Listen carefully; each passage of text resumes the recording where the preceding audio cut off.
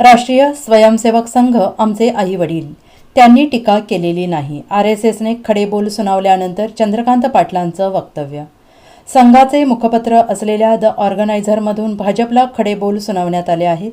अजित पवार यांची साथ घेतल्यामुळे राज्यात भाजपचे नुकसान झाल्याचं त्यात म्हटलेलं आहे.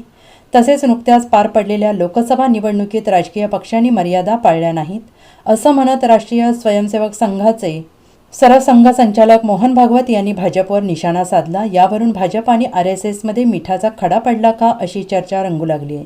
आता यावर भाजपा नेते तथा राज्याचे उच्च आणि तंत्र शिक्षण मंत्री चंद्रकांत पाटील यांनी प्रतिक्रिया दिली आहे. चंद्रकांत पाटील म्हणाले की RSSने काही टीका केलेली नाही. RSSमधून प्रेरणा घेणारे आम्ही आहोत. राष्ट्रीय स्वयंसेवक संघ हे आमचे आईवडील आहेत. मुलांचं चुकलं तर आईवडिलांनी सांगायचं असतं. आईवडिलांना सांगण्याचा अधिकार असतो. मुलांनीही त्यांच्यातील जे योग्य आहे ते करेक्शन करायचं असतं. आम्ही अशा आईवडिलांची मुलं नाही आहोत जे उद्धटपणे आईवडिलांना म्हणू की तुम्हाला काय कळते, अशी प्रतिक्रिया त्यांनी दिली आहे. चंद्रकांत पाटील पुढे म्हणाले की उद्धव ठाकरेंना माझं प्रेमाचं विचारणं आहे की तुम्ही काय मिळवलं. तुम्ही 18चे 9 झालात, काँग्रेस 1चे 13 झालेत आणि शरद पवारांचा पक्ष 4चे 8 झालेत.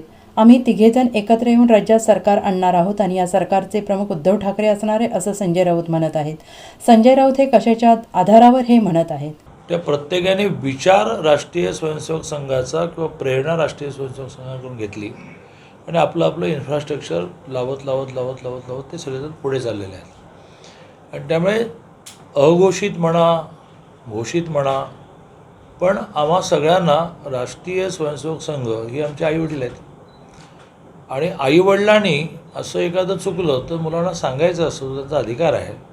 आणि मुलांनी पण त्याच्यातलं जे योग्य आहे ते तुमचं म्हणणं बरोबर आहे ते करेक्शनही करायचं असतं.